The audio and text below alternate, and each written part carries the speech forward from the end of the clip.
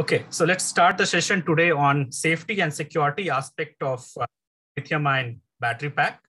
And as we know that lithium-ion is gaining momentum, specifically in case of an Indian scenario, it is the electric mobility app. That is that is the reason behind the momentum of the lithium-ion battery packs. But not only the electric mobility domain, but also your storage, the solar, the secondary application domains, the portable applications domain, and the growth of IoT is the driving factor for the lithium. Today, we are going to talk about the, as it is the beginners, many of you are beginner. So today we are going to first talk about the basics of the lithium ion. Thereafter, I will be taking you to the safety aspects of the lithium ion, and then it is the most of the common word that you are hearing of. It is the thermal runaway. So what this thermal runaway is, and how it causes the failure of your battery packs, and how we can prevent the thermal runaway process so that the failure things could be mitigated and prevention could be taken even if it has started. Thereafter, there are the certain of ratings those are there, means you can say it as the standards for the preventions of the fire, and the safety prevention standards are there. So that's what we will be talking. And then a very important thing that related to the battery security. So right now we are generally we are seeing the batteries which is used all alone, means it is your scooter, or it is your storage application, or it is your solar application, maybe in your home, it is your inverter in your home, where you are using the lithium ion battery pack. So we are just looking at the safety aspect of it. But now the age is coming off where the connected vehicles are there. The battery packs are always connected. The IoT enabled BMS is there. And once the term IoT comes into the picture, so the security becomes a very important factor. And that means that through the network attacks, your battery could be compromised. Network attacks, the BMS could be taken into control, and that can be compromised for generating the fire in your battery packs. So that's the thing is coming up. We are in the age where we are using the connected BMS. The BMS is getting used as the data parameters, and it is always connected through the means of the internet. So to prevent such kind of scenarios,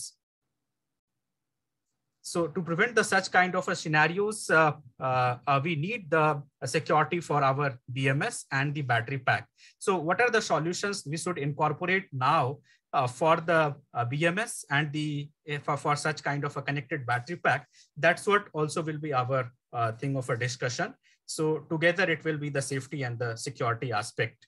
And then we will be having the question answer session. So just starting with the very basics of it. So as you know that is the metal, there is a lithium metal batteries that we have since a very long period of a time. It's what you are using as a one-time usable batteries in many of your motherboard applications, or many of your watch applications, or electronics device power sources.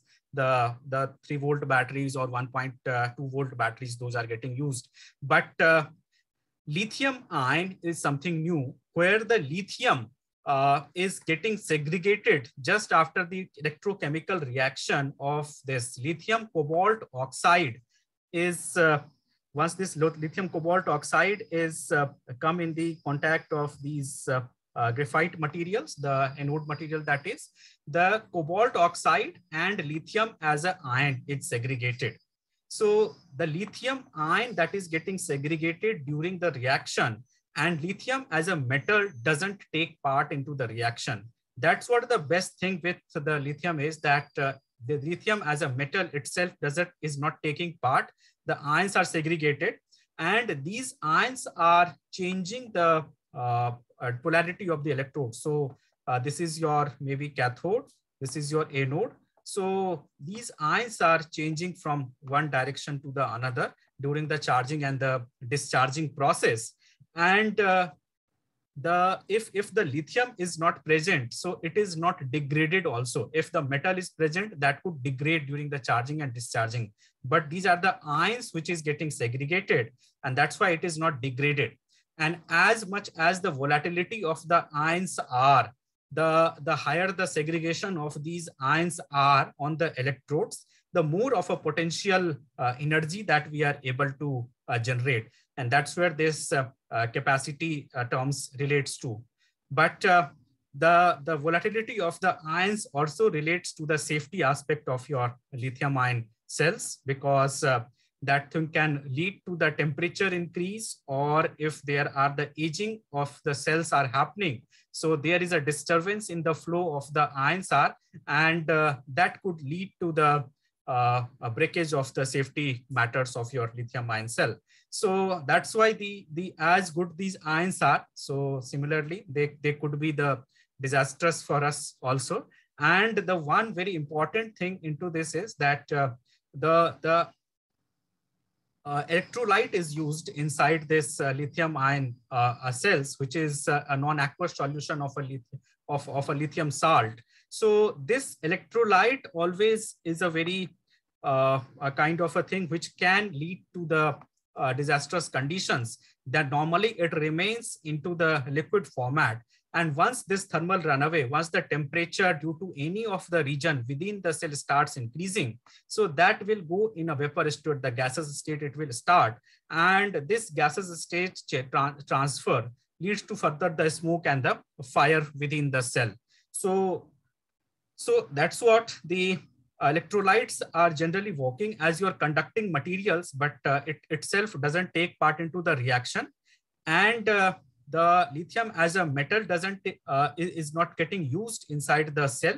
So the physical properties of your cell remains intact, and a higher of a life cycle that we get inside through the lithium ion cells. So that's what is the differentiating factor compared to any other battery chemistry from the lithium.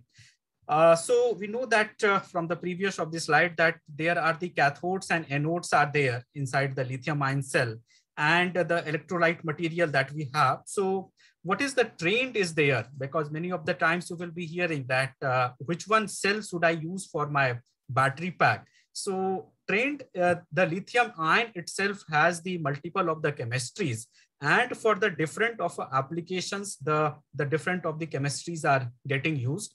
And all of these chemistries has the separate of safety aspects and the performance aspect. So just starting from the time again when the EV has came into the picture, or you say that the lithium ion has started getting used in the mobility applications or in the storage applications in 2016-17, that time it started. And since then it is the NMC or LFP, the nickel, manganese, cobalt, that's the cathode, is getting used. Or here there was a lot of talk that cobalt is a toxic material, it should be avoided in the lithium ion cells. So people have shifted towards the LFP cells also, the lithium ferrophosphate cells, where the iron are getting used. So either the NMC or LFP chemistry you can see as of now most of the applications getting used. And majority you will see all around you in case of an Indian context, which is the LFP cell you will find for the bigger battery packs for the EV also, and in the solar or storage applications. The anode material is the graphite generally been used, and electrolyte is the lithium salt, that is LP30. The trend is now that the LFP is having certain of performance issues due to the nature of its chemicals inside it, the chemical reactions. It can't hold the higher of a energy, so less of a specific energy it has. The power we can get higher, but energy remains lesser in case of a LFP. And there is a very small of a research is going on in the LFP chemistry. So trend is now that it will be shuttled towards the NMC or a NCA. If you will ask me towards the safety aspect, so LFP is more safer chemistry related to the temperature conditions compared to the NMC. So many of the analogy you will see here that LFP should be used in the Indian environment compared to the NMC. But apart from that, those hazardous conditions or the conditions of the temperature could be worked on. But even with the NMC, because if we are using the LFP and we are not getting that much amount of energy, so then there is no use of using it. So that's why the research is more towards the NMC or NCA chemistry now. And you will see swiftly the industry shifting towards the NMC or NCA chemistry. NCAs are getting used in most of the vehicles nowadays. NMC has also picked up very fast. And there is a work is going on to improve the voltage up to 4 volt. Right now, the voltage that we are getting on around 3.67 to 3.70 volts through the NMC chemistry. And there is also work going on towards the shifting of the anodes from the graphite to the silicon. And almost this work has been proven in the lab, and you will see in next 4 or 5 years, the productions going on of the silicon anodes, where the voltage could rise, the potential difference could rise up to 5 volts. So less number of cells that we will have to use in the lithium-ion battery packs. So this is how the trends are going on from the anode side. And what is the most researched area in the most researched and the rapidly evolving area in the lithium ion is about the cell chemistry and the thermal management, because cell chemistry relates to the capacity enhancements and more energy that could be stored within the smaller of the cell, and the thermal management is required for the safety aspects of the cell. There are the vendors available from the international vendors to right now. The situation is that we have to import the cells either from the China or Korea or Taiwan, these places. There are the well-known players, and the Chinese players are also there. It is hoped that that by next year we will have our own productions going on. This would be started this year, but it is getting delayed for the productions. But so by next year we should have the cells in market, which is Indian manufactured. So this is how the trends are going on in the lithium-ion domain. And as we see related to the packaging, so you will have available the packages of the cell in these 3 formats, the cylindrical cells and the prismatic cells. So cylindrical and prismatic, both are having the metal cans. The cans of these cells are of a metal, so it can withstand to higher of a temperature. Whereas the pouch cells are having the polyvinyl material as the casing of it. So temperature, it can withstand lower, and the factor related once the thermal runaway process starts. So the higher of the temperatures, these prismatic and cylindrical higher cell surface temperatures, the prismatic and cylindrical cells can handle, but pouch cells can't be handling such kind of scenarios. And recently you must have heard of the General Motors has to recall lots of vehicles due to the failure of their battery packs. Even in the parking slots, the General Motor vehicles were catching fire. LG cam cell were used in those General Motor vehicles, and those were the pouch cells actually. So the pouch cells was there was certain of a manufacturing defect in those pouch cells, and certainly the temperature was rising in the battery pack, and the pouch cells were not being able to hold the against of that temperature. So that's what the major failure case for the General Motor Bolt chubby bolt vehicle. So that's what you can see. Mostly you will see for the mobility applications, we have the cylindrical and the prismatic cells. So why I'm discussing this, that for a particular of applications, you have to see that which form factor of the cell you should be using for your battery pack, because every form factor has a different of a capacity and the temperature with hand capacity and the safety precautions that needs to be taken for it. So that's what also a very important factor for when you are selecting the packages for any of the cell. So any of the package it will have, we are having the electrodes, the positive electrodes, the negative electrodes, and the separator material inside of it. And in case of the cylindrical cells, it is in a jelly roll structure. In case of a prismatic cell, again, it is in a jelly roll structure, but in a flat jelly roll. Whereas in case of a pouch cells, it is the stacking of the electrodes are being done. So it is not a roll is not prepared, but a stacking of the electrodes are being done. And in case of the cylindrical cells, you can see that there is no room is left.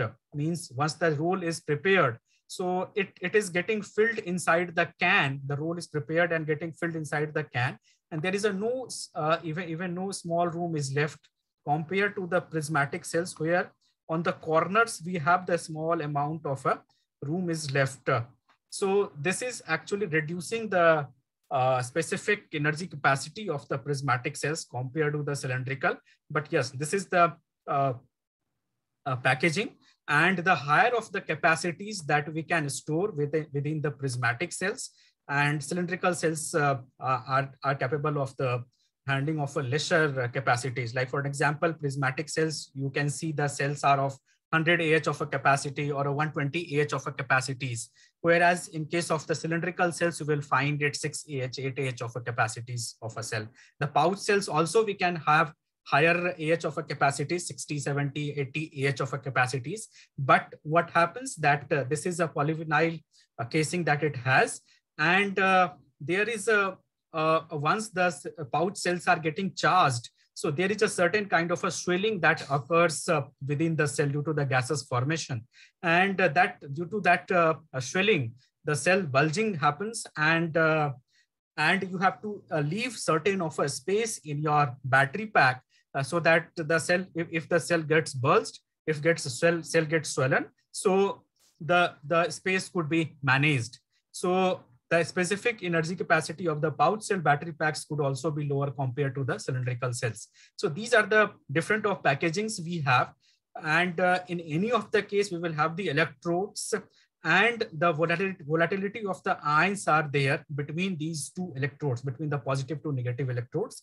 The separators are put within it so that the fusing of the electrodes should not fuse together. But what happens that all these they are suspended inside an electrolyte material.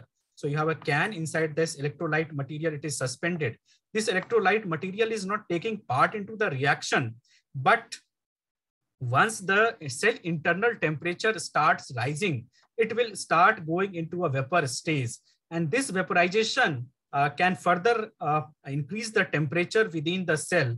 And if your separator material is get torn, that thing has happened in the pouch cell case of the LG Chem, which I had just taken the example for the General Motors. So what has happened inside that pouch cell of the LG Chem was that these electrodes, so these electrodes are connected to the terminals. There are the current collectors are there on both of the side of these electrodes, and they are connected through the terminals of the cell through which your terminals are connected to the outside world.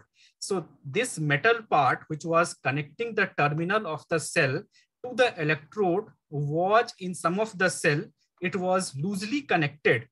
And that loose connection had actually torn the separator material between these electrodes. And once this tearing of the separator material has happened between the electrodes, so electrodes got fused together, and then the internal short circuit process has led to the fiery conditions of these LG Chem cells. So same thing could happen to any of the cell if it is internal manufacturing defect it has, or by any of the regions due to the manufacturing defect, or due to your unsafe operations. If the separator material is get torn, or even if a leakage has happened, so electrodes can fuse together, and that will lead to the fiery conditions of the cell. So as I have saying you that these are the electrodes. So yes, here it is a little more representation that we have. So we have the cathodes and the anodes. Cathodes, the lithium cobalt oxide or something like this. Anode is used as the graphite that we have. And with the anode and the cathode, we have the current collectors connected. So because these are the chemical compounds, they will be there in a slurry powder format. it has to be accumulated on something so that the ions could be segregated on any of the current collector. So from the anode side, the copper is used as a current collector, whereas from the cathode side, the aluminum is used as a current collector. Whenever the charging and discharging process happens, so these ions, you can see here, the lithium is the ion that is moving from one side to another. And the electrons are moving in the opposite of it. The electrolyte material is there, in which all of these are suspended, and separator material, this is again of a polyvinyl material, so that is there within the between these of the cathodes and the anodes, and not taking part into the reaction. So if you want to see the video, so how this is there, so I just start it.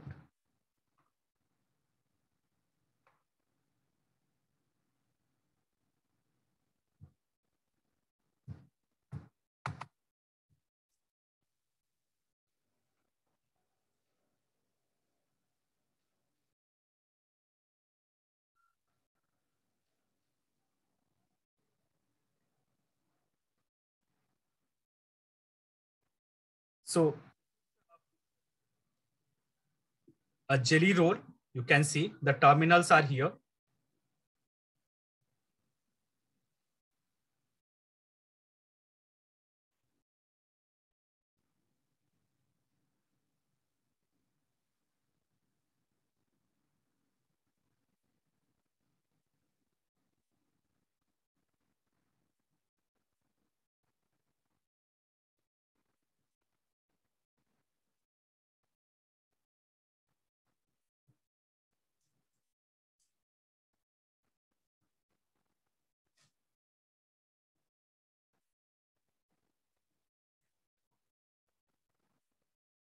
So you can see that this jelly roll has been opened, and these are the current collectors on which these electrodes. So, and this is the anode on a copper.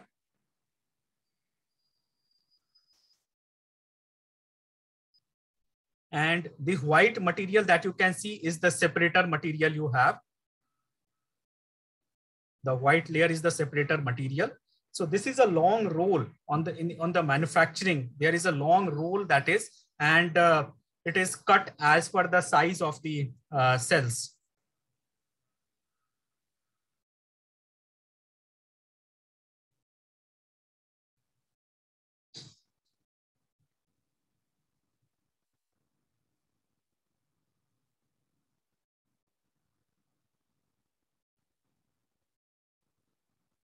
So this is a one side of a current collector, and then we will have the another side also. You can see here, this is the side. So this is the another side of the electrode, and in between we have this separator material. So this is a jelly roll kind of a structure that is suspended inside the electrode in the cell, and if that separator material gets stored, that can cause the blunders to my cell. So even if all these things are there, but still you can see that in a very small of a shape and a size, just in a 18 mm diameter and a 65 mm of a height, we can store of around at 6 Ah of energy. So that's why the lithium remain a choice for majority of applications compared to the other battery chemistries, because in a very small of a volume and in very small of a mass, we can store the lots of practical energy. So which is there for the lithium ions. And again, new chemistries are coming up, like zinc air or lithium air batteries are coming up, which will be again having the more storage facilities compared to the current NMC or NCA battery packs. So that's why it remains a choice for majority of applications. And if it is related to the specific energy and the specific power, so what do we require from the cells are the energy and the powers. Like for many of applications, you require the higher amount of current. So there you require the power cells. So on both of the parameters, the lithium ion are satisfying, and that's why it is a choice for majority of applications. It remains. Cost is little higher as of now, but yes, it is with the new of the technologies and with the new of the chemistries getting into the picture. So cost is also getting down, and it will become slightly comparable to the other chemistries.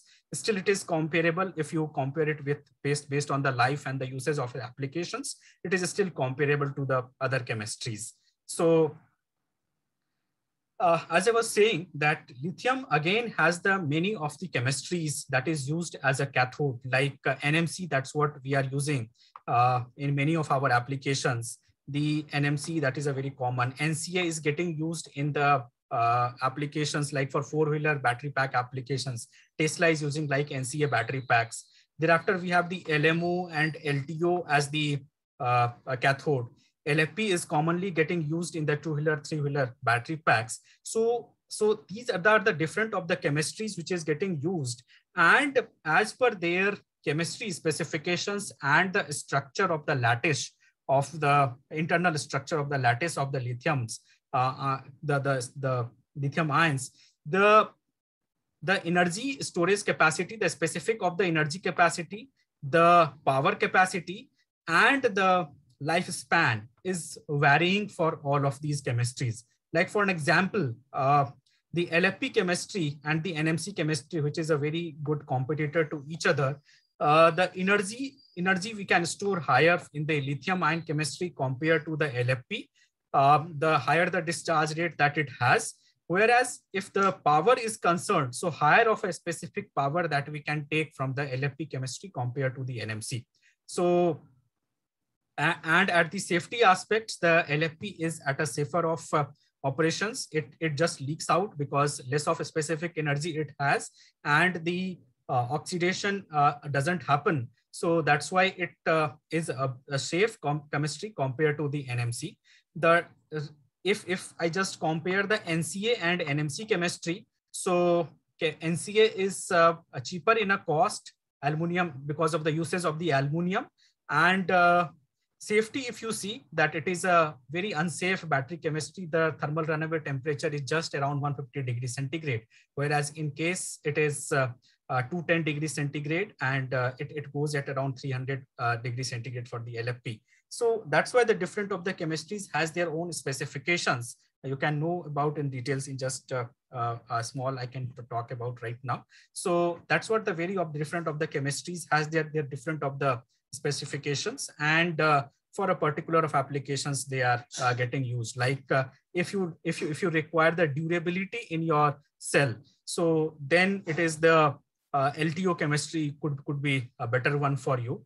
Like for satellite applications or for military grade applications, the LTO chemistry could be used because the durability it has compared to the NMC and the LFP chemistry. Whereas if you require the more of a power, then the LFP chemistry would be suitable for you. If you require for the e-mobility applications where it is the energy also you require, then NMC is a better suitable for you. So these are the different of chemistries we can use for our applications, and the journey of any of the battery pack starts with that cell. So cells are they are made up of your cathode and anode. Then they are getting stacked together and to make a complete of a battery pack. So this is a one battery pack that we can have, and for the safety of it, we have the BMS associated with it. Then if it is a large size battery pack, like for an example 400 volt battery pack, if I have to make, so then we have to make multiple of the battery modules, like 36 volt battery modules. 10 such modules could be made, and we can have the 360 volt. 11 such modules could be made, and we will be having around around of a 400 volts of a voltage. So that multiple of the battery modules could be added together to make a large battery pack. Thereafter, multiple such modules could be used for making a storage or a grid applications. So it is the journey of the battery pack starts from the cell. So behind of which there is a cell. And if we are able to ensure the safety and security of these cells, we will be able to give the safety to my complete of a battery pack. Because if there is a small of a problem that has occurred in your cell, that can lead to the catastrophic failure of your complete of a battery pack. And even if you are taking the cells from the very of the prominent sources, but still you have to ensure the cells should be there on the parameters, so cells should be safe on the parameter, so that even if it is in the use, the losses of the properties cannot lead to the failure of a cell, and that will be the failure case for your battery pack. So what it is, the important thing is that to ensure the safety of your battery pack, you have to ensure that the cells should be graded and it should be safe. If the cell is safe, then there is a almost negligible chance that the battery pack will go in a failure. The failure cases of due to the electronics is 1% only. It remains 99% failure cases is due to your cells. So cells are just like lithium-ion cells are just like human, I can say. They are working in a desired of a operating temperature, neither of a lower of a temperature and nor in a higher of a temperatures they can operate on. So the best of a operating range for your lithium-ion battery packs or lithium-ion cells are the room temperature level, I can say. And if the temperature is increasing, so that can lead to the degradation of the capacities. And even if the temperature is decreasing, so volatility of the ions are not there. So you will not be able to get the specific of capacity of your battery packs or the cell. So it is the just inverse of it. If the temperature is increasing, you are losing the life of your battery pack, and beyond a certain of a temperature, you will actually go in a fiery stage. So it starts. So the safety of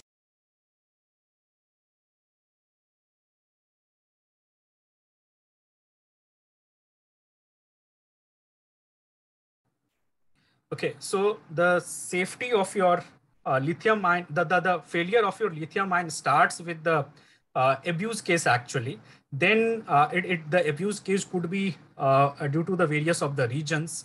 Then it is the degradation of the material happens, and then finally battery goes into your thermal runaway stage. So it is a multi-stage failure occurs in once the battery is going to fail. And if you are able to prevent at the stage where it has not gone in a thermal runaway stage, or if the thermal runaway stage has started and still you have some mechanism to prevent the cell failure case, the game is winning for you.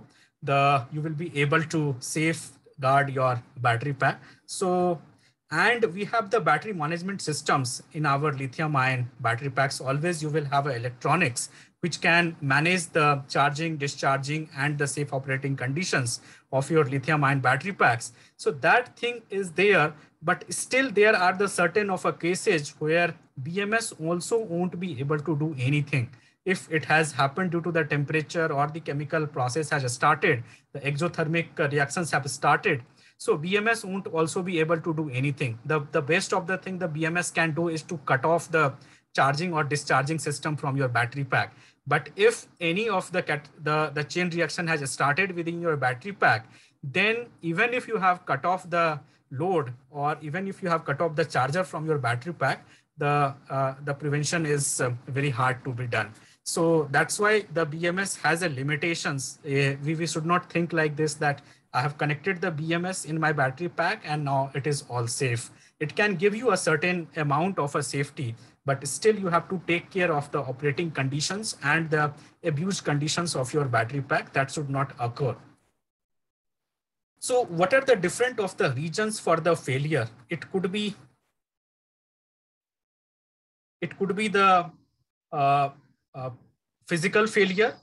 It could be the electrical failure, the electrical abuse, it can happen, or it could be the thermal abuse, it can happen. So the mechanical abuse is that you are going to put some kind of a mechanical stress on your cell. So accidents can happen to your e-mobility, your EV, or might be the battery pack has got under crush or anything penetration has occurred. So that's the mechanical abuse is there, and deformation within your electrodes and the separator material leads to the separator tearing. And as I have told you that this thing can lead to the internal short circuit. In case of the electrical abuses, there are the two of the conditions. We are using the cells, and in case of uses, either I will be charging the cell or I will be discharging it. And in any of the case, if I'm doing over, whether I'm doing the over discharging or I'm doing the overcharging, because there are the particular of SOC levels that we have to maintain. And if I'm not maintaining that, if I am doing the higher C rates of a charging or higher C rates of a discharge, so that thing can lead to the electrical abuse conditions of my cell. And this electrical abuse conditions leads to the cell aging factor coming very fast. And that thing will lead to the internal short circuits because the cell aging will happen, and the dendrite growths and the electrolytic interactions will be there on your electrodes, and that thing can lead to the piercing of your temperatures. So that will be the electrical abuse case. And then the thermal abuse case happens where by any of the means, either you don't have applied the thermal management mechanism in your battery pack, which you have developed. So either due to the ambient temperature conditions or due to the abused electrical uses of the battery pack, the internal cell temperature has risen. That thing has collapsed the separator. So in all of these cases, the internal short circuit happens and the cell goes into a thermal runaway stage. So what the gist is that any kind of abuse that you do, that will mostly lead to the internal short circuiting of the cells. And once this internal short circuiting happens, so that starts increasing the temperature within your cell, and the exothermic reaction starts there, because then the reactions are not in your control, because it is the organic materials are there. So then those reactions lead to the temperature rise within your cell, and the thermal runaway stage leads to the flaming and explosion of it.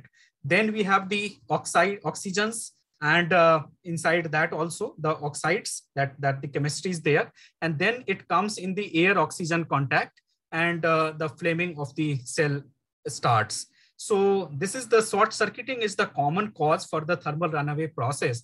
And the short circuiting could be prevented if we don't abuse it. So C rate has a very of an important factor into this. So the C rate should be maintained as per the data sheet and the chemistry of the cells. We should not be overcharging or over discharging. So thermal runaway is a very common thing that will happen in any of the case. So what this thermal runaway is that it can occur at any of the time, but when it is the internal heat, the battery internal heat generation exceeds the rate at which the heat can be expelled. So we have the cell, and by combination of these cells, you have made a battery pack. This is there inside a casing. By usage of the cells, the internal temperature within the cells will be rising anyhow. And if this temperature is rising, so if this temperature is not getting managed, the rate of the generation of this temperature exceeds at which it is getting expelled. So this thing can lead to the further rise into the temperature, and a thermal runaway stage starts. So this will be changing. So actually it is getting changed, the state of your electrolytes from the liquid form to the gaseous form, and the exothermic reaction starts. Generally, it can occur to the higher of ambient temperatures, like your external temperature. If you have not applied the battery thermal management mechanisms, you are just dependent on the normal air cooling methods. No specialized, you have not done any calculations for your thermal management mechanisms. So maybe the ambient temperature is a higher from the battery pack, inside the battery pack temperature. So if this is a higher, so definitely the rate of expelling of heat will be lesser, and this thing can lead to the increment into the temperature due to that ambient temperature conditions. It might occur at the lower temperatures also, like if the cell is at a battery pack is at a lower temperature, your internal resistance is at a higher end. And then you do the higher C rate of a charging. You are doing the CCCV charge. Maybe your battery pack is at a 5 degrees centigrade. And so at that time, the internal resistance is a higher. And then you have just started the CCCV charging. So maybe 5 amperes of charges you have starting. So that will lead to the increment of the temperature within the cell. The cell internal temperature will increase due to the resistance. It is occurring due to the internal resistance. So that will also lead to the temperature increase within the internals of the cell. So don't take it granted that only at the higher temperatures or maybe in the sunny days only the thermal runaway condition can occur. Even it can occur at the lower of the temperatures if you are not managing about the different of the properties of the cell. So these things are to be considered over here. So, and then it leads to the thermal runaway process where the separator tearing will happen. So if this is, this gets teared off, the electrolytes are volatile. They are forming the gases. They are getting expelled as a gases. The separator gets torn off and these two electrodes come in a contact to each other. So definitely this will be doing the internal short circuit. So some of the, you can see here the visuals for the cell. So this is right now it is on a left. So you can see it is a NMC single cell that is there in a heat chamber. So this is there in a thermal runaway stage, and it started with a smoke condition, and then the fiery conditions might have occurred inside it. So the smoke I have shown you. Same way here is, so this is a LFP cell on top.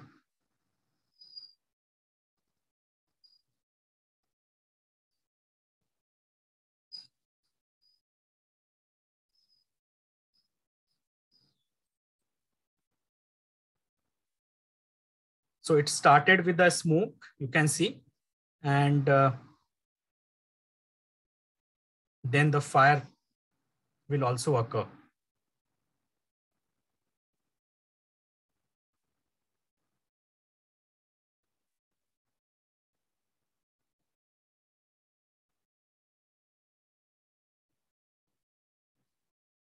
So this is a LFP where the fire has also occurred, and this is also a LFP.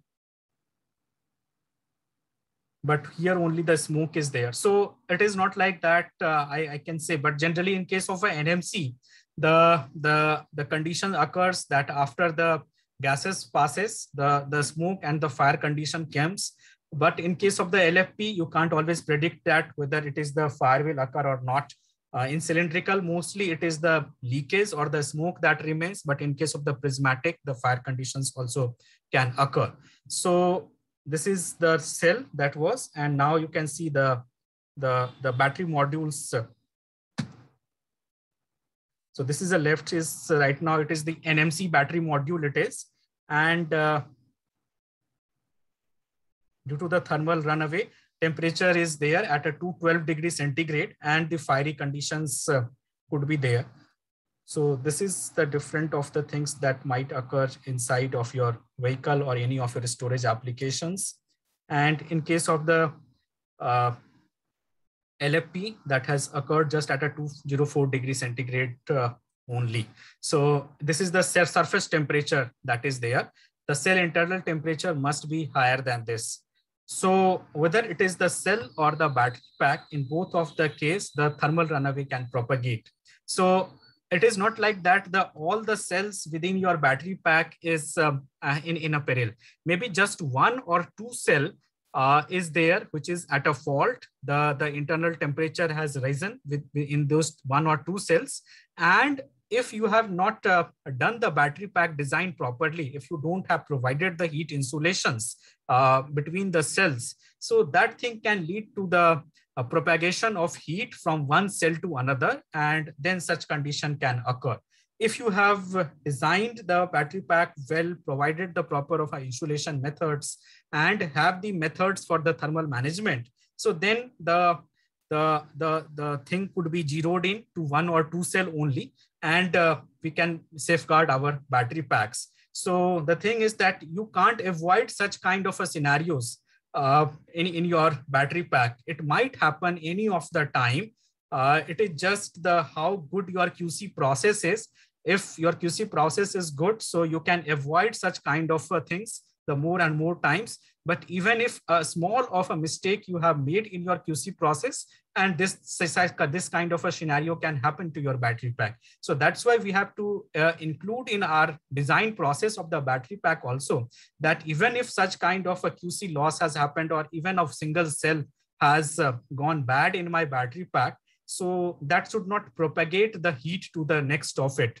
So just think of that LG chem cells are a very prominent one, but still there was a manufacturing problem into it, and that has propagated the heat, and the General Motors has to recall the lots of vehicle. The similar kind of thing has happened in the Boeing also. There was a Boeing failure. The Tesla vehicles have also such kind of a scenario. So it is not just the one or two brand I'm taking the name, or it is not the tarnishing of the brand names, but it is actually the scenario that can happen to any of you. And it is our design that is taking considerations of all these things. So if I see the stage by stage, so it is the first of it, the abuses that you do to your cell by any of the means, and until and unless the abuse is not done, it will be the such kind of scenarios doesn't happen. So you have to educate to your customers also for the proper uses of the lithium-ion battery packs. So once this abuse happens, so it is the gas. So first it is the gas generations are there. So as the electrolytes are vaporizing, so that will lead to the generations of the gases. And then after the gas, the smoke generation process is there. And once you are able to detect that gases process, so if you have been able to detect the gas generation process, it is the golden time for you to for the preventions of the failure of the battery packs.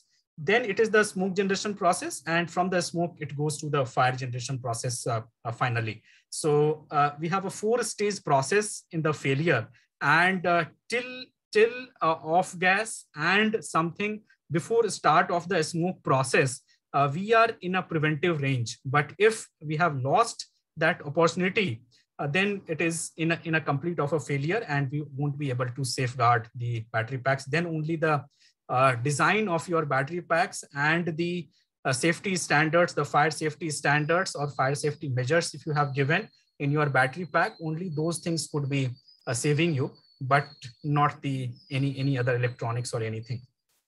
So what if, so I was talking that if we are able to detect this at the off gas stage, we can do the some kind of a safeguards. So off gas event detections could be done in the battery packs. So this is the conditions which I'm talking, that even your BMS has failed. The BMS is also not provided you support. In case of a general battery abuse case, the BMS should provide you the support, and the charging or discharging should be cut off. But the battery abuse has happened, like mechanical failure has happened, the mechanical abuse of your battery pack has happened, their BMS is not going to help you. In that case, the off gas stage will come definitely. And if we are able to detect this thing, off gas event, this is a little unconventional thing that I'm talking right now. In some of the battery packs, some of the countries specifically, and in some of the organizations, they have started doing the work on this, and there are certain battery packs in productions also, but for a commonly this thing is little unconventional. So that's why this new thing for you, just have a point on this. So this is a off gas event detection if you do, and then you shut off the pack at the off gas release stage. So there we will be able to provide some kind of a safeguard, and then we can keep monitoring the smoke conditions for my battery pack so that the fire should not occur. But there is one of the issue in the off gases, that battery chemistry is constantly changing. And so it is very tough to zero in on the one gas only. So whatever the system that you are designing for the off gas detections, yes, it should be capable to detect the blends of the gases, the organic gases, and at the lower of ppm levels. If we just talk the ppm levels which is present in the general environment, the gases inside the lithium ion cells, the ppm levels will be lesser. So that's why it should be the it should be able to detect the lower of ppms. Thereafter, at the different stages, the charging and discharging conditions, again, there are the different gases will be there. So that's why we have to be whatever the timer that we are designing, that should be adequate for all of these conditions are. So how this gases, so this is a video which I'm showing you that how this the stage 1 occurs. So this is a lithium ion cell that is, and it is getting abused. The overcharging is happening for it. And there, once the gases stays calm, so just have a look and just see that at this stage, so there will be some sparkle you will see. So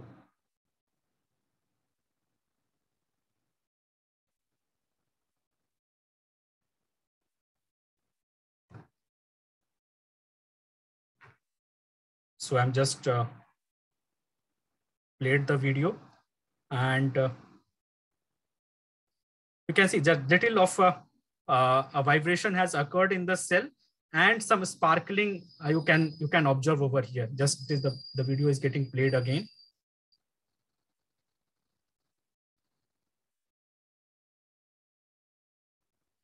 How many of you have seen the sparkle over here in this region?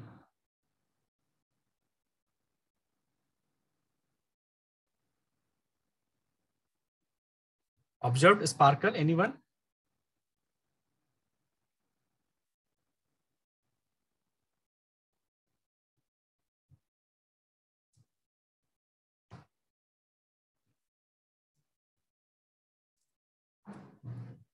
Just observe it once more. I'm playing in this tune. Just observe the sparkle.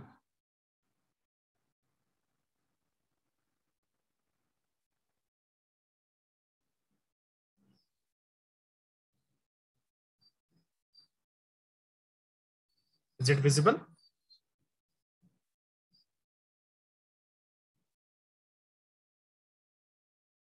Okay. So Hers has observed it. Good. So this is the gases. This is the off-gas event actually. So this gases event you have to detect in case of your safety system which you are making for the off-gas event detection. And once this off-gas event is there, then it is the smoke and the fiery conditions are coming. So after this off-gas, it is the, so just see the a storage factory condition. So this is a smoke is.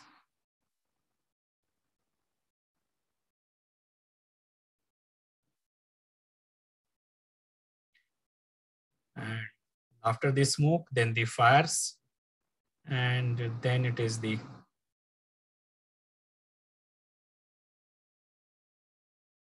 that is a Chinese factory. So this is the condition of that factory was after this thing has happened. So it is not only the battery pack, but complete of your infrastructure can go in a peril if such kind of scenarios has happened. So this is the gas is one of the event. This off-gas detection is one of the event which you can use for the preventions of the thermal runaway stays from the thermal runaway stays. So if you are able to detect this off-gas event and can shut off your battery pack, then even if the BMS has not provided you the safety, this off-gas event detector can provide you that level, and battery pack failure could be saved. So just for a figure, in a one, just from the one thermal runaway stage of just one cell, it is the 41 liters of gases are emitted on an average. And just for a small analysis, there are the lots other gases are just the prominent gases which I have listed over here.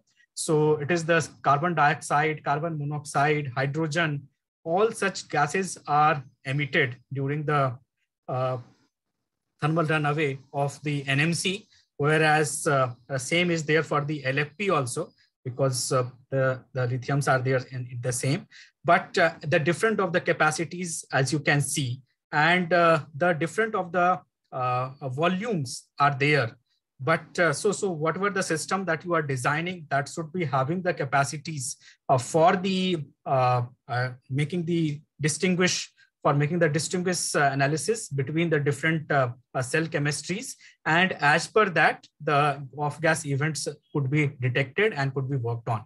So off-gas event detectors could be included in your battery packs, maybe if it is a portable battery pack, a big portable battery pack. And if it is a storage battery packs that you are making, then in your battery room, you can have such kind of a device which can sense the different of the racks of the lithium-ion batteries and can provide you the off-gas analysis and the safety. So, so this is a one thing that the mitigation that we can have in case of the battery failure by the off-gas event detections. So the different of the gases that we have, and once this once this gas detection is being sensed, so the cutoff could be happened, like the charging was done at 50 degrees centigrade for this 63 Ah of a pouch cell. So it is having the emissions of the carbon monoxide, the methane, ethane, and ethylene. So this is the different of the volumes of the gases are present and got emitted during the charging, means the abuse was happened during the charging, and at the different of the time, these amount of the gases are getting emitted.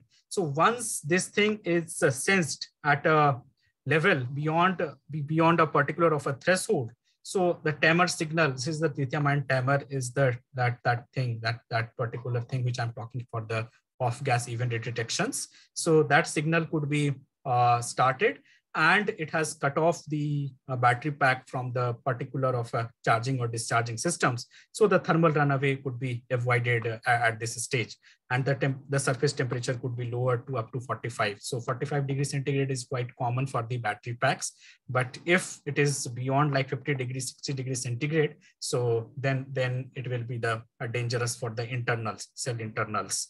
So this timer can be helpful for me. So if one of us is thinking that I can compare to the off gas, because gas detection is quite complex process. So if I'm able to do the smoke detection, so can I save the battery packs? So definitely not, because you can see this analysis has been there from this DNV-GL. This is a company who has done this analysis, which I'm sharing to you. So this event detection of the off gas is done at this stage. And this was for this 63 Ah pouch cell. This data is there.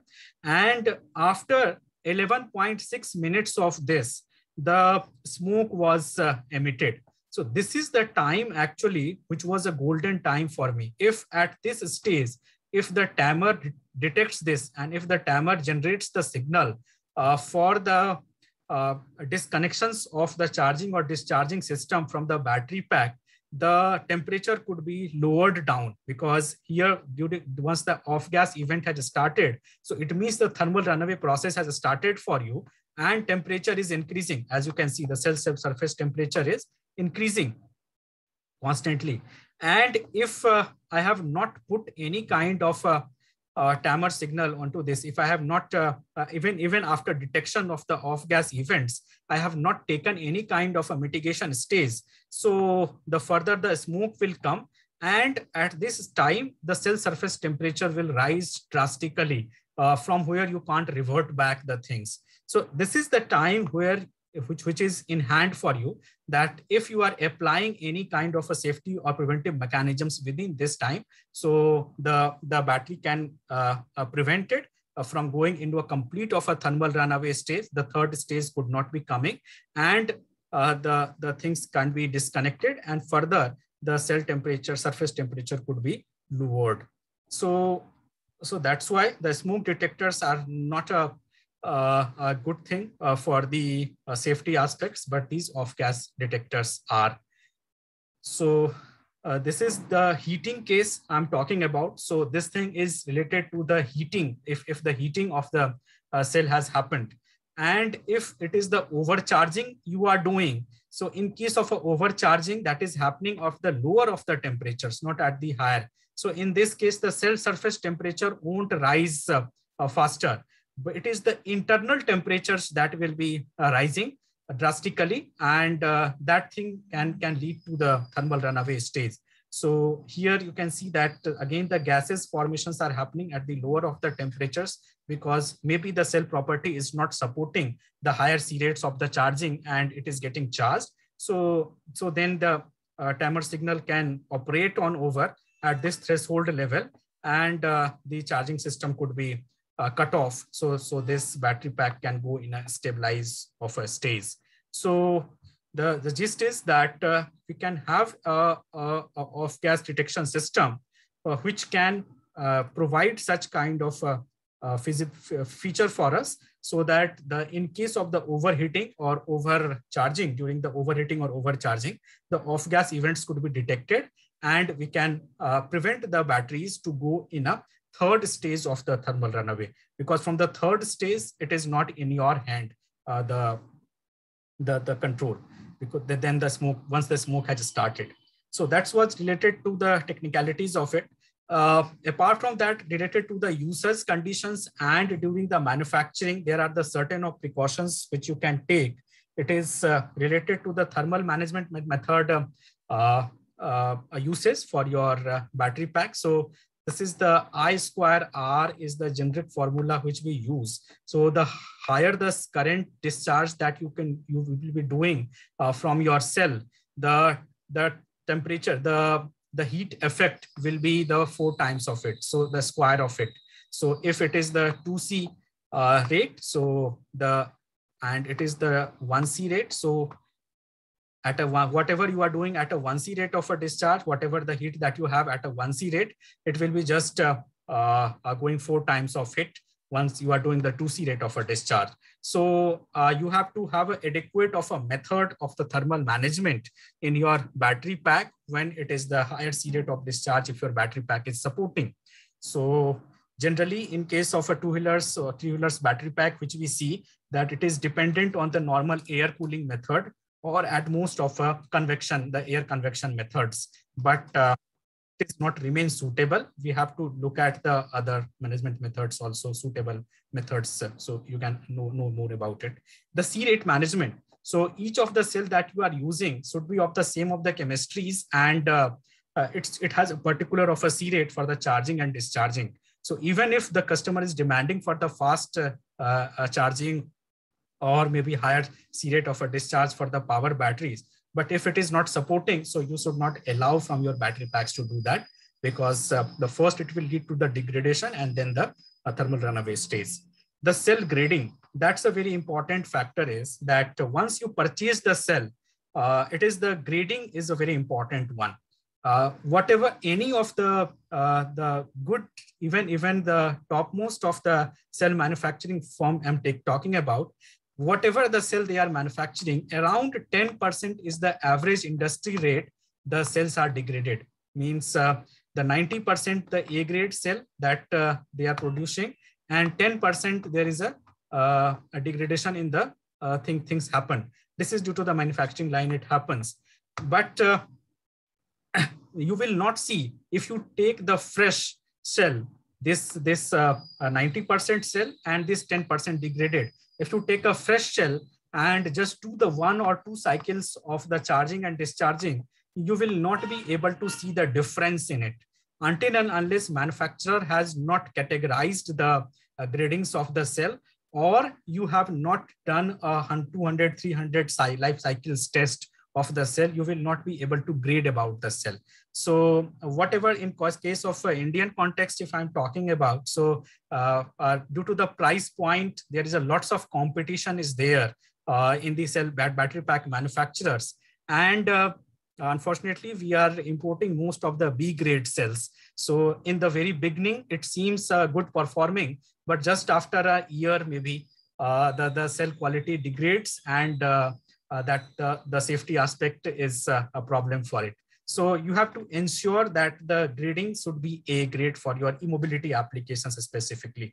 B grade could be used for your secondary applications like storage and solar applications. So for that thing, you have to do the testings at your end also for the cell grading, and have to be directly in the touch of the factory first, and then do the cell gradings at your end. Because even if whatever you are taking, maybe any of the cell is just passed from the QC of the manufacturer, and that thing can go in your battery pack and can do the blunders.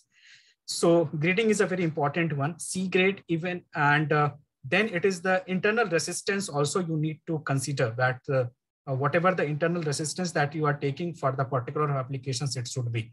Like if it is for the e-mobility applications, prismatic cells, it should be less than 10 milliohms of a range. The power applications, it would be around 30 milliohms of a range. So these are the different ranges, industry standard ranges are, but whatever the cell you are using, you should be first testing it during the cell sorting process. You should be testing about the internal resistance, voltage, capacity, all the things, and only the same nature of the cell that you should be using in your battery pack.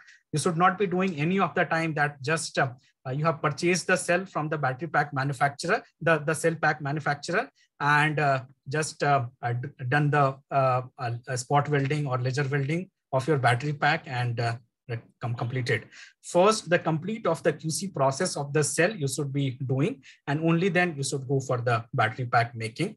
The balancing is again a very important factor, because what happens that mostly the passive balancing thing is used in the battery packs. So the axis of if the 3 packs are there of a different capacities, it has got charged due to the fadings. So maybe this cell had got charged a little extra. So the weakest link rule prevails and this cell will be discharged. So whatever this will be discharged due to for the balancing, so this will get extracted in a heat form. So the discharging will be there and it will get extracted in a heat form. So this, if the higher the discharge will happen from your cell for the balancing purpose, so the more of a heat will be generated. That is again an issue for you. And secondly, if the proper of a balancing is not there in your cells, so that lead to the capacity fade of the battery pack and further the life of the battery packs. The heat management of your electronics also needs to be done, the BMS or other of the electronics which you are using. The IoT enabled data monitoring method enables you to note about the behaviors of your user, that whether any kind of abuse he is doing to your battery packs or not. If he is doing any kind of abuse, like electrical abuse specifically, so you can just take the preventive measures for that particular battery pack and can let know to the user that you should under these conditions. Otherwise, it will be a bad for your thing. So the IoT enabled data monitoring method will give you the most of the safety for your battery packs. The heat insulator pads should be used within the cells. So in case of the cylindrical cells, like we have a small of a room between the 2 of the cells due to the construction of it. But if it is the prismatic, so just side by side the cells are there. So propagation becomes easy from one cell to another, the heat propagation. So heat insulators should be there between 2 prismatic cells or between 2 pouch cells. And whatever the casings that you are using, that should be, if it is of a metal, that would be a best one. But as per the chemistry, capacity, and the temperature conditions in which it will be used, we should select the casings, either of a metal case or an aluminum case, which you are selecting. There is no of a particular guidelines, or I can say the standards specified for the fire safety, but yes, there is there are the 2 actually. One is a UL standard and second is this NFPA. This is from USA. So this is the rating which is there on the battery packs, which tells about that how safe your battery pack is against of the different conditions, like for the fire hazard conditions, for the health hazard conditions, for the stability of the packs, and the specific of hazards, the chemical thing. So this is a diamond is there, and the values, these are the different of indicators of it, and as per that the values could be written over here. And this diamond is necessary if you are working for the USA domains, the USA Canada domains, the battery packs you are exporting. So you have to give this NFPA diamond on your battery packs to let know that what are the consequences or what are the hazards that your battery pack has. Apart from that, we have the UL standards for the battery packs, then UN DOT standards for the transportations, then we have the storage safety standards. So there are the different of the standards, but there is no one particular standard here which tells you that you have to use these battery packs in this safe operating range. The policies are still evolving, so that's why there is still a requirement for the regional safety standards related to the fire and these thermal runaway safety standards. Whatever the standards are there, that is related to the majorly for the battery performance and the EV safety and performance, not for the battery pack specific fire safety standards. So this is the diamond that we should be incorporating in our designs also, so that it will be usable for the users, so that you can let know to the users that how safe your battery packs are and in which of the conditions it should be operatable. So these are the safety aspects for my battery package which we can use. And then I was talking about that the security aspect. So the batteries are getting used in many of the connected applications, not only for the vehicle, but also for the majority of storage applications. And if it is the design of the modules are poor, so that can lead to the fire hazard, as I have seen. And secondly, the batteries are also now going into the public charging stations and the public swapping stations. So there, these authentications are very required one. That thing is not only for the brand reputations, but also for the counterfeits of the and the profit protections of the battery swapping ecosystems. So battery authentication is a must one in nowadays, so that you can not only provide the safety, but also can work on your revenue. So BMS is the thing which takes part into this thing for providing the safety of your battery packs. And secondly, once all these batteries are getting connected on the networked environment, so BMS has to gather the data from the battery pack, and it will be there in the communication. So whatever the BMS that is using, that is a IoT enabled BMS. So it is a gateway for your battery pack for the cloud communication. And the BMS should have this features of a secure boot, transport layer of a security provisions, the authentications, and the specific of X.509 certifications. The crypto authentication tools are now a very common one, for which this TA100 is a one jack that has been provided by Microchip for implementations of the crypto element in your BMS, which will provide you all these features for your battery pack for the secure boot and the firmware updates and the TLS layer and the hardware layer security. And it has now these crypto elements has now these X.509 certifications also. So in our BMS, actually, we have to implement the IoT security mechanisms so that it could be authenticated and the secure architecture remains. So for this purpose, we have these cryptography elements and the crypto elements. Those crypto elements as the hardware, and cryptography algorithms are working on it, which provides the safety for it. So if we have the multiple of battery modules, on each of the battery module, the BMS is there, and in which this TA100 module could be attached one as the crypto module. And the retrofitting of the TA100 module I'm introducing over here. So in your existing of the BMS architecture, it could be implemented as a separate of a IoT enabled crypto element, and that thing can provide the a secure architecture for your battery management system. So if this crypto element is there, so whatever the authentications, the private keys and the public keys of your network will be stored inside this crypto element, which is on the TA100 jack, and then the secure authentications can happen for your battery pack. So this is how the certificates are generated. So from the OEM, the root certificates are there. Then this root certificate goes to the manufacturing on top of the root certificate. it has to be signed by the X.509 certification authority and the manufacturer certificate. So this is the root certificate for your crypto element. And on top of that, this is the crypto element your company is using. So there this manufacturer certificate is applied. That is also signed by X.509 certificate authority. And then on top of that, this product certification is required. So whenever you pass the purchase order to the, so this is up to this level, the manufacturer certifications are there.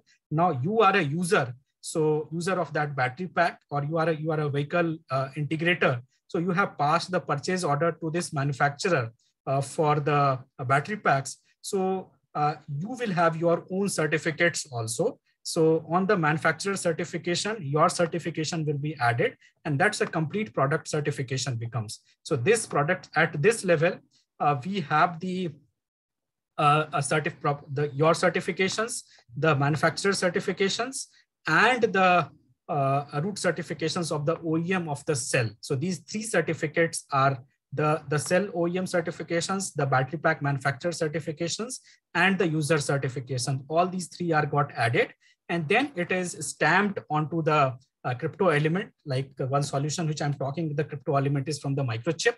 So on that, it is getting added, and then these secure elements are produced, which can be there in your battery pack. So such kind of a chain structure that we require now for my BMS also, so that the authentication we can provide in my BMS, and the battery authentication can happen. So these are the security aspects now it will be required. So that was it, the session today. So hope you found it useful, the different of aspects which I have talked today. And now I'm ready for the question. So these are our contact emails and the WhatsApp you must have. If any of the time you require any kind of a help, so you can always contact us on this. We have the detailed training programs also. So right now many of students are also joined today. So the training programs there, if you want to know more about the lithium ion packs, and if you are going to start the business of the lithium ions, and want to know detail about all these aspects. So we have a 6-week initial program for the lithium ion battery pack design, modeling, and safety. And in this, we give you the knowledge on the BMS and BTMS also. So this is the content for it. We start with the cell technology, then we lead you to the manufacturing aspects and the properties of the cells, the internal resistance, and thereafter the battery pack calculations aspect, particular of applications. What are the how do you do the calculations for the battery pack, the cell welding methods, what are the precautions that you take. Then we talk about the safety standards and how you can provide the safety to your battery packs, the certifications you require. Then we have talk on the recycling and reuse of the cells, the battery packs, the lithium ions. Then it is the smart lithium ion batteries, like the enablement of IoT and something. Then it is the tools and technology for your, if you're going to start the plant, lithium ion battery pack plant. So what are the tools and technologies you require initially?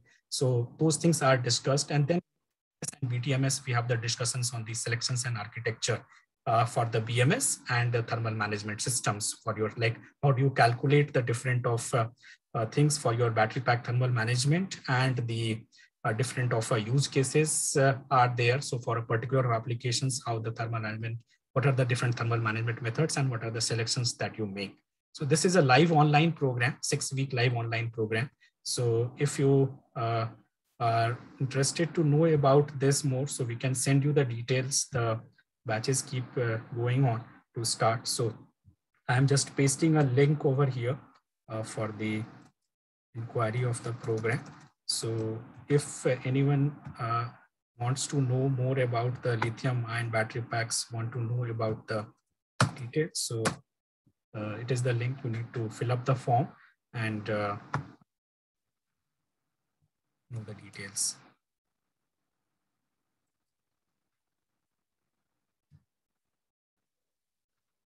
This is a